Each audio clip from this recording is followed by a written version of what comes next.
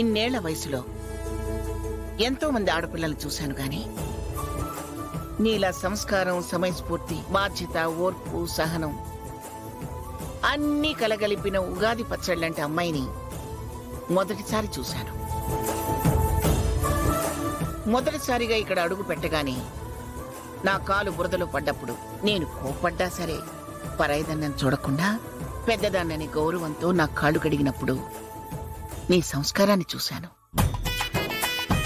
10 మందికి భోజనాలు వండితే 20 మంది వస్తున్నారని చెప్పినప్పుడు నన్ను పూజలోకి పంపించి నాకు తెలియకుండా వంట చేసి వచ్చిన వాళ్ళందర్నీ మెప్పించినప్పుడు నీ ఓర్పుని చూశాను, నీ సమయస్ఫూర్తిని చూశాను.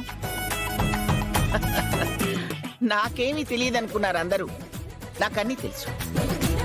చూడు, ఒక గంట నువ్వు చేస్తున్న పనులన్నీ గమనిస్తూనే ఉన్నాను. నువ్వెంత కష్టపడ్డావో తెలుసు. కొంతమంది నిన్ను ఇబ్బంది పెట్టాలని చూశారని తెలుసు. నీలాంటి ఆడపిల్లని అర్థం చేసుకుంటే వాళ్ళ అదృష్టం, అపార్థం చేసుకుంటే అది వాళ్ళ దురదృష్టం. నన్ను చూస్తే రాక్షసుని చూస్తున్నట్టు చూసి భయపడ్డ వాళ్ళని చూశాను గాని ఇలా బామ్మ అంటూ అభిమానంగా మాట్లాడి ఇంట్లో నేనున్నంతసేపు నాకేం కావాలి, ఎలా చూసుకోవాలి, నన్నెలా మెప్పించాలి చాలా జాగ్రత్తగా చూసుకున్నావు. నేను చూశాను.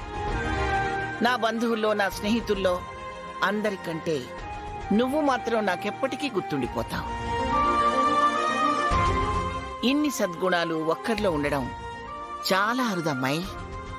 నీకు మంచి గుణాలతో పాటు అంతకు మించిన తెలివితేటలు, సహనం, ధైర్యం అన్నీ ఉన్నాయి. గుర్తుపెట్టుకో, ఎప్పటికీ నువ్వు ఇలాగే ఉండాలి. ఎవరికోసం నువ్వు మారద్దు. నువ్వు నువ్వుగానే ఉండు. నా ఆశీర్వాదం నీకెప్పుడూ ఉంటుంది. దీర్ఘాయుష్మాన్ భవ. శీఘ్రమేవ కళ్యాణ ప్రాప్తిరస్తు.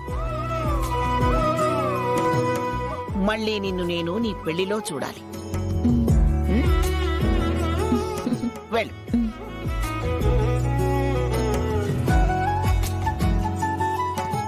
రే రాజు, రారా.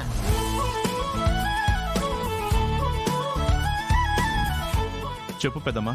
చాలా పద్ధతి గల కుటుంబం, మంచివాళ్ళు, అది ఇదని గొప్పగా చెబితే అతిశయోక్తేమో అనుకున్నాను రా.